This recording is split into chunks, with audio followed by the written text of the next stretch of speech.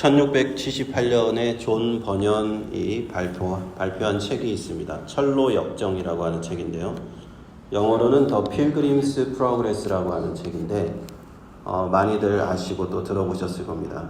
이 책은 기독교 문학의 고전으로 읽혀지고 있고요. 전 세계적으로 가장 많이 읽힌 책 중에 하나입니다. 성경 다음으로 또 가장 많이 번역된 책으로 평가받기도 하고요. 이 책의 내용은 기독교 신앙과 삶을 어떤 은유적으로 표현한 그런 작품입니다. 이 책의 내용을 간단히 보면 이렇습니다. 철로 역정의 이 주인공인 크리스천은 죄로 인한 짐을 지고 살아가다가 어느 날 성경을 읽습니다. 성경을 읽고 자신의 영적인 비참한 상태를 깨닫고 전도자의 권유로 인해서 천성을 향한 순례를 시작합니다. 멸망의 도시에 살고 있던 이 크리스천은 그 순례를 시작하는데 그 순례를 시작하면서 자신의 등 뒤에 무겁고 크게 매달려 있는 이 무거운 짐을 내려놓고자 해결하려고 애를 쓰게 됩니다. 그러면서 이렇게 순례의 길을 가다가 먼저 크리스천은 잘못된 길을 들어가는데 첫 번째로 잘못된 길이 율법의 산으로 가는 길을 택하여서 가게 됩니다. 그 율법의 산으로 올라가는데 크리스천이 그 율법의 산에 도착하자마자 그는 그 율법의 산이 더욱더 위협적으로 변하고 자기가 지고 있던 그 짐이 오히려 더 무거워지고 있다는 것을 깨닫습니다. 그리고 두려움에 사로잡혀서 그런 자신의 경험을 하게 되죠. 율법으로는 이 죄의 짐을 해결할 수 없구나 하는 것을 깨닫고 그 산에서 내려오게 됩니다. 그 다음으로 도착한 것이 그 크리스천은 허영의 시장에 도착합니다. 그곳을 가보니 많은 세속적인 즐거움이 그곳에 있었어요. 그리고 재물의 유혹이 만연한 곳이 바로 허영의 시장이었습니다.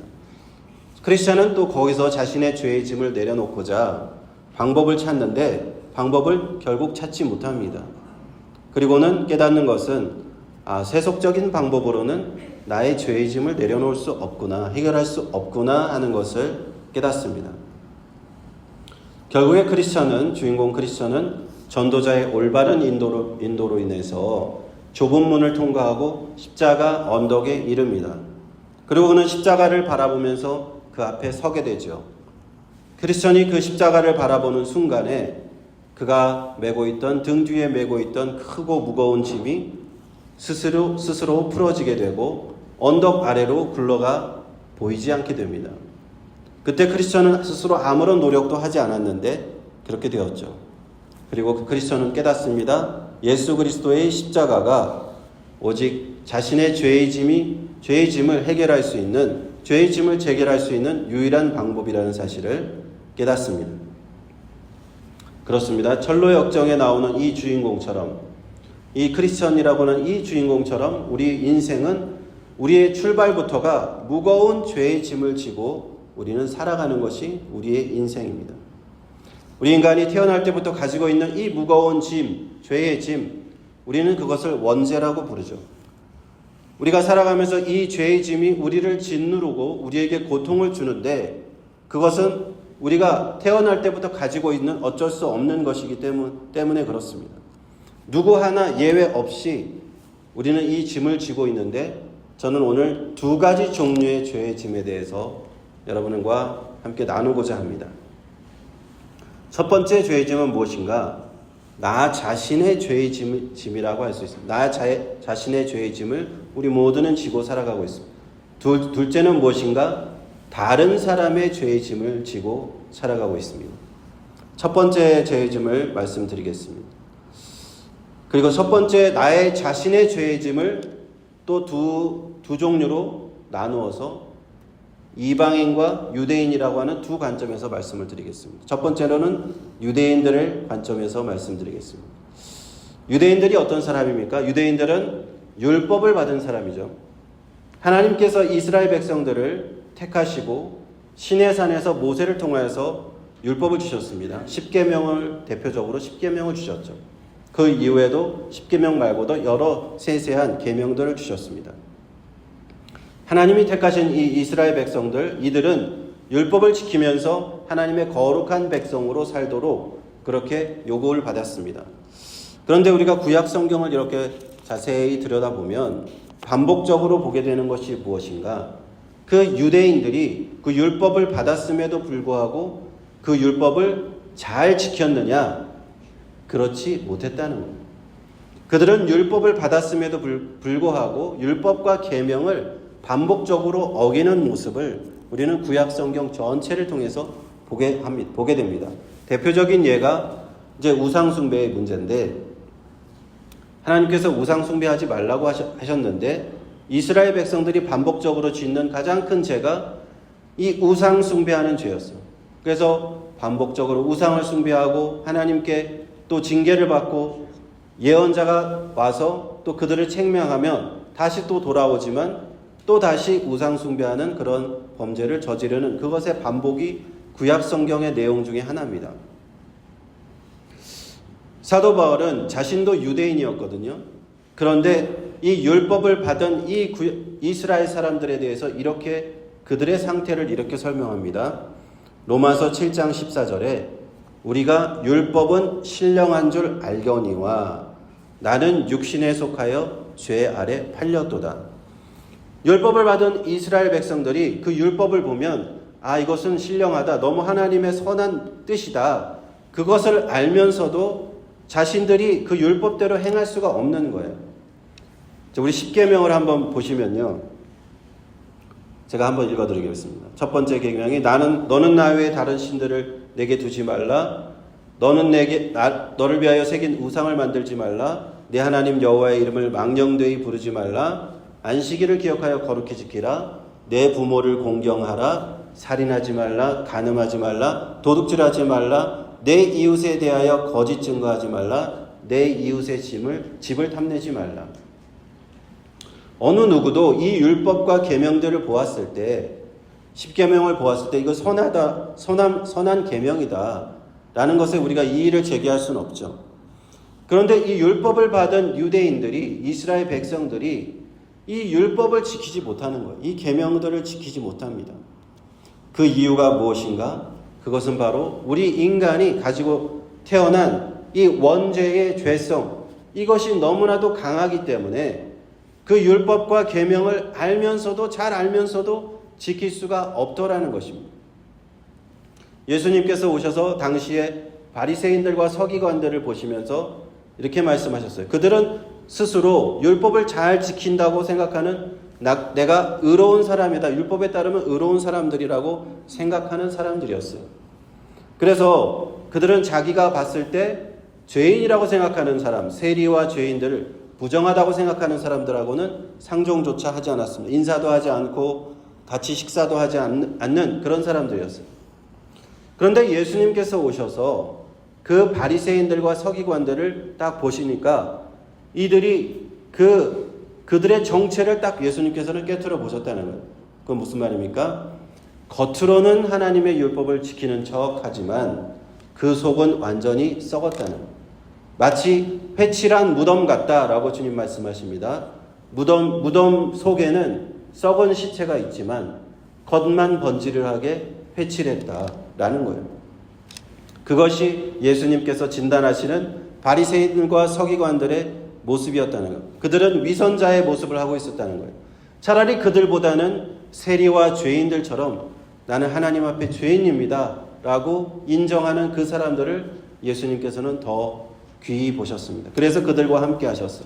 그들에게는 죄의 용서를 선포하셨습니다. 자, 바로 이러한 모습이 바로 율법과 계명을 받은 유대인들의 현 주소였다라는 것입니다. 그들은 하나님의 택함을 받았습니다. 하나님의 선택함을 받은 아브라함과 이삭과 야곱의 후손들이었어요. 구약 성경에 나오는 모든 이야기들이 그들의 이야기입니다. 약속의 땅 가나안을 받고 약속을 받은 그런 자녀들이었습니다. 그러나 그들의 현실은 무엇인가? 율법을 받았음에도 그들의 자신의 죄의 짐을 그 율법으로는 해결할 수 없었다라는 사실입니다.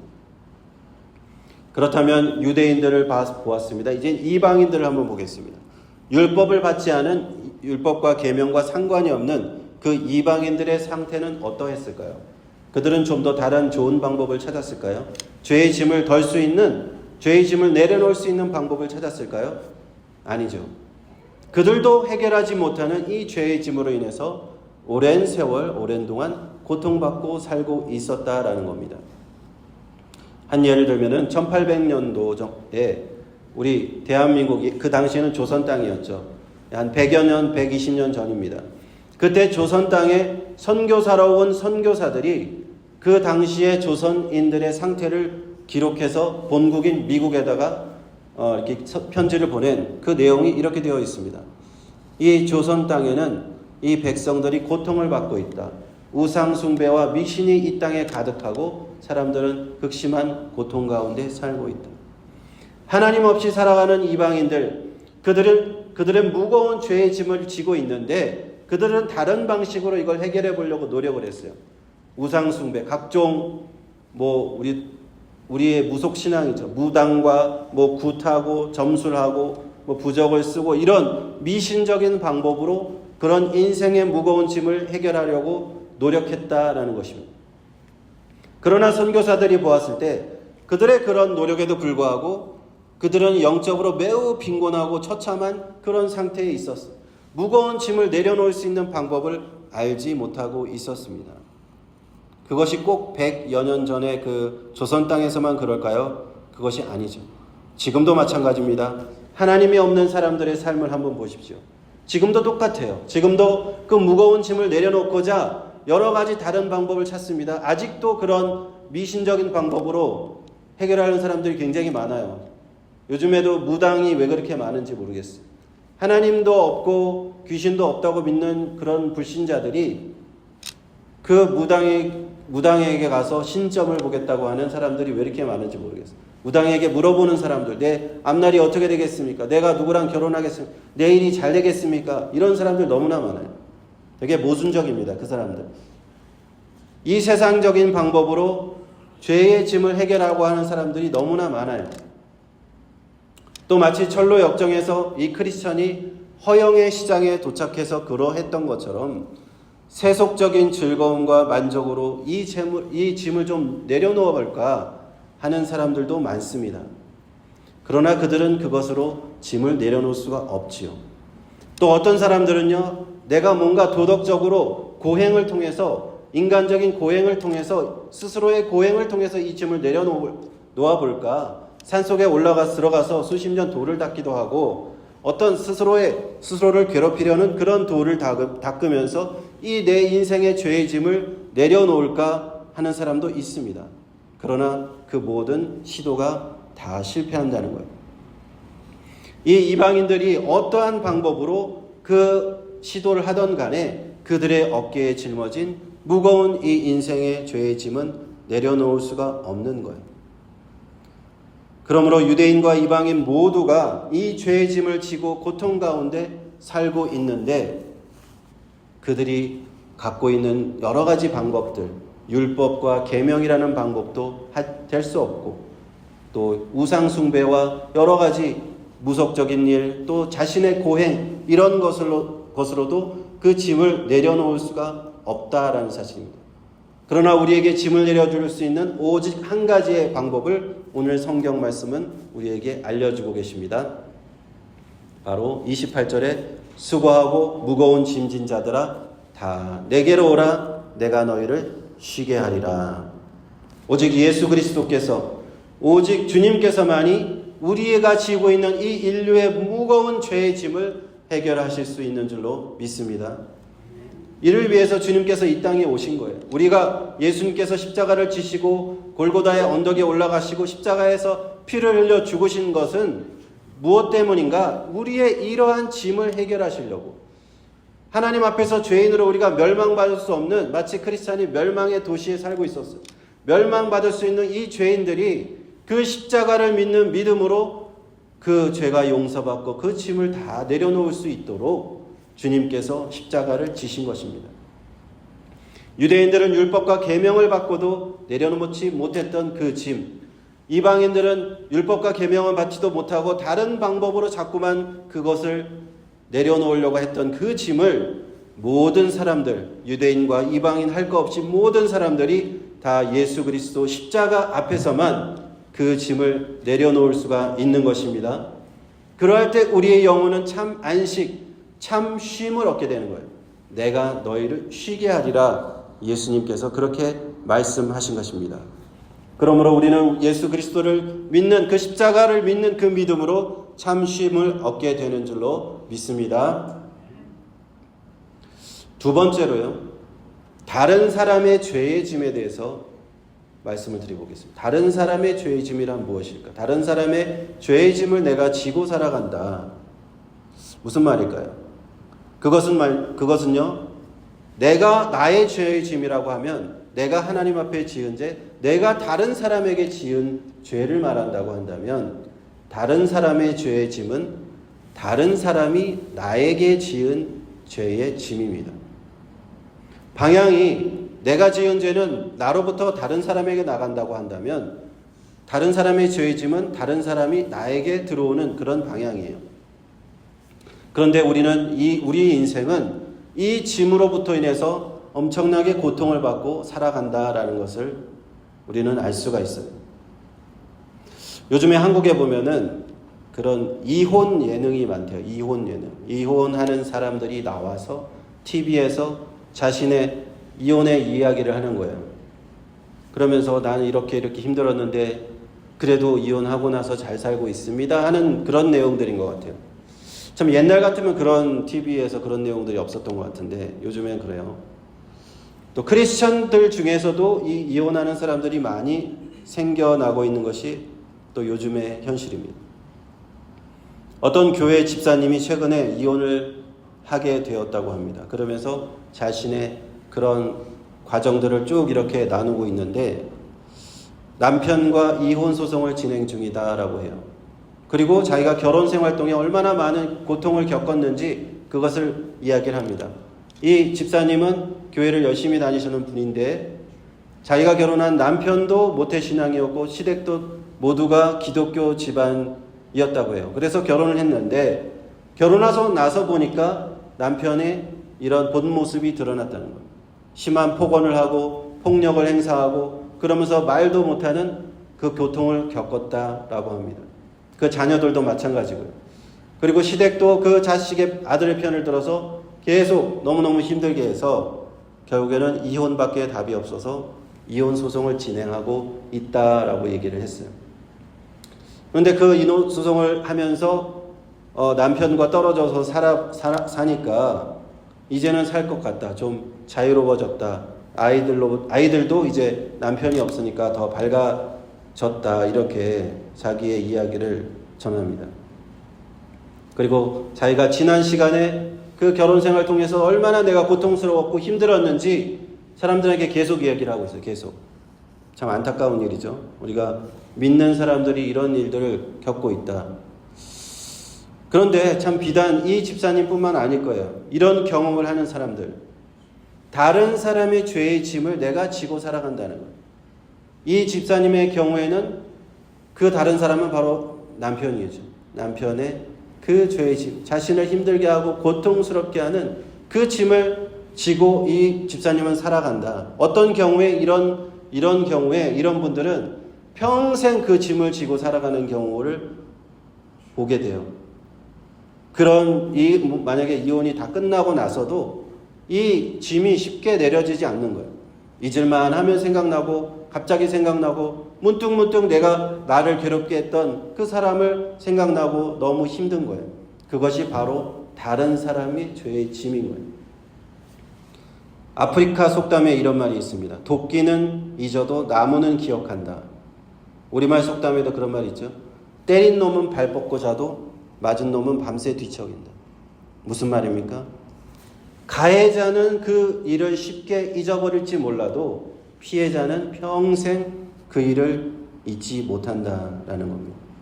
아마 아까 말씀드린 그 집사님은 이후에도 평생 자신에게 상처를 준 그 전 남편을 용서하지 못하고 잊어버리지 못하고 그것 때문에 괴로워할지 모릅니다.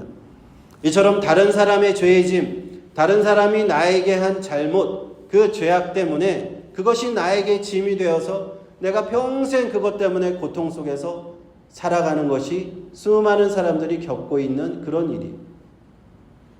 그것을 겪다가 너무 심해져서 그것 때문에 죽는 사람도 생기는 것이 사실 현실이에요. 이제 우리는 다른 사람의 죄의 짐을 내가 내려놓고 어떻게 하면 그 짐에서 해방될 수 있는가, 그것에 대해서 이야기해야 될 것 같아요. 그 방법은 오늘 말씀에 똑같이 나와 있습니다. 29절을 보시면요. 나는 마음이 온유하고 겸손하니 나의 멍에를 메고 내게 배우라. 그러면 너의 마음이 쉼을 얻으리니. 예수님께서는요, 자신의 멍에를 메고 예수님께 배우는 것이 그 방법이라고 오늘 말씀하십니다. 이게 무슨 뜻일까요? 예수님의 멍에를 맨다. 예수님께서 어떻게 하셨죠? 우리 죄를 대신해서 십자가에 지셨잖아요. 그리고 예수님께서 십자가에서 죽으셨잖아요. 그것은 용서라는 멍에를 메신 거예요. 예수님은 우리 죄를 용서하신 그 짐을 지신 겁니다. 다시 말해서 예수님이 나처럼 너희들도 해라, 나에게 배워라 라는 것은 나에게 죄를 지은 그 사람을 용서하라는 겁니다. 예수님께서 우리를 용서하셨듯이 나에게 죄를 지은 그 사람, 나에게 죄의 짐을 지우고 있는 그 사람을 내가 이제 용서하라라는 것입니다. 예수 그리스도께서 십자가에서 피를 흘리신 그 이유, 자신의 죄 때문이 아니었어요. 다른 사람, 우리의 죄 때문에 지셨잖아요. 예수님이 지신 그 무거운 멍에 그 짐은 자신의 죄 때문이 아니었습니다. 바로 우리의 죄 때문에 지신 거잖아요. 그와 같이 우리도 다른 사람의 죄의 멍에를 지고 다른 사람의 그 죄의 짐을 지고 예수님이 용서하듯이 우리도 다른 사람을 용서하라, 이 말씀인 것입니다. 그렇게 될 때 30절에 되어 있습니다. 내 멍에는 쉽고 내 짐은 가볍다. 내가 너희의 죄를 위하여 십자가에서 죽어 너희의 죄를 용서한 것 같이 너희가 나를 따라서 다른 사람의 죄를 용서하면 그것은 쉬운 것이고 짐은 가벼운 것이다 라고 말씀합니다. 이 용서라는 멍에, 용서라는 짐, 정말 가벼운 것일까요? 그렇습니다. 우리가 용서를 할 때 우리는 이 자유함을 얻게 되거든요. 내 마음속에 용서를 할 때 더 이상 이 고통이 사라지는 거예요. 나를 괴롭히던 이 과거에 나에게 잘못한 사람들, 나를 힘들게 한 사람들, 나에게 죄를 지은 사람들, 그 사람들을 내가 용서하고 나면 나는 이제는 그 과거의 기억에서 자유로워지는 거예요. 저도 그런 경험을 몇 번 한 적이 있어요. 제가 고등학교 때 저를 이렇게 저를 힘들게 했던 분이 있었는데 그 기억이 참 잊을만 하면 생각나고 갑자기도 생각나고 내가 왜 저 사람 그 20년 30년 전에 내가 그걸 아직도 내가 왜 잊지 못하지? 근데 제가 깊이 제 마음속을 보니까 내가 아직 용서하지 않았더라고요. 그래서 제가 어느 날 기도했습니다. 내가 그분을 용서합니다. 근데 참 지나가 보면 아무것도 아닌데 내가 그분을 용서합니다 라고 기도를 했는데 그 다음부터 그 일이 생각이 안 나요. 나를 괴롭히고 내가 힘들 때 잊을만 하면 생각나는 나의 과거의 기억, 나에게 죄의 짐을 지운 그 사람을 내가 용서함으로써 예수님이 나를 용서하셨듯이 내가 그 사람을 용서함으로써 나는 그 짐에서 해방되는 줄로 믿습니다. 그러므로 예수님의 이 멍에는 쉬운 거예요. 예수님의 짐은 가벼운 것입니다. 용서하는 것은 우리를 쉬게 하는 것이고 우리 영혼에 참 자유함을 주는 것입니다. 진정한 쉼을 우리는 그때 얻을 수 있다, 이것입니다. 사랑하는 성도 여러분, 그렇습니다. 죄의 짐이라는 것은 우리 인생에 있어서 전방위적으로 우리를 괴롭히는 겁니다. 온갖 모양으로 나타나서 내 인생 자체를 괴롭혀요. 어떤 죄는 나로부터 나가서 다른 사람을 괴롭히는 짐이 되고 어떤 죄는 다른 사람으로부터 와서 나를 괴롭히는 짐이 된다는 겁니다. 그러므로 우리는 하나님 앞에 모두가 죄인인 것이죠. 사도 바울은 로마서 3장 10절 12절에서 말씀합니다. 기록된 바 의인은 없나니 하나도 없으며 깨닫는 자도 없고 하나님을 찾는 자도 없고 다 치우쳐 무익하게 되고 선을 행하는 자는 없나니 하나도 없도다. 로마서 3장 23절에 모든 사람이 죄를 범하였음에 하나님의 영광이 이르지 못하더니 라고 말씀합니다. 그 사람이 어떤 사람이건 율법을 받은 유대인이건 율법을 받지 못한 이방인이건 간에 이 모든 사람은 죄인이요 이 무거운 죄의 짐을 지고 살아간다는 거예요. 그것이 해결돼야 우리는 진정으로 안식을 얻을 수 있고 쉼을 누릴 수 있습니다. 나로부터 출발하는 죄의 짐, 내가 다른 사람에게 지은 죄, 가능하면 내가 할 수만 있다면 용서를 구하시고 또 우리가 하나님 앞에 지은 죄 하나님 앞에 내려놓고 십자가에 내려놓고 우리 하나님의 용서를 받아야 될 줄 믿습니다. 그 다음은 다른 사람으로부터 나에게 온 그 향하는 그 죄의 짐, 바로 내가 용서하는 것입니다. 다른 사람의 짐을 이제는 내가 용서라는 멍에를 메고 해방되는 줄로 믿습니다. 이 두 가지 종류의 죄의 짐에서 우리가 모두 해방될 때 우리의 영혼은 참된 평안과 안식을 누리는 줄로 믿습니다. 참된 쉼을 누리는 줄 믿습니다. 오늘 말씀을 듣는 모든 사랑하는 성도님들, 이 두 가지 종류의 죄의 짐에서 해방되시고 참된 자유와 안식과 쉼을 누리시기를 주님의 이름으로 축원드립니다.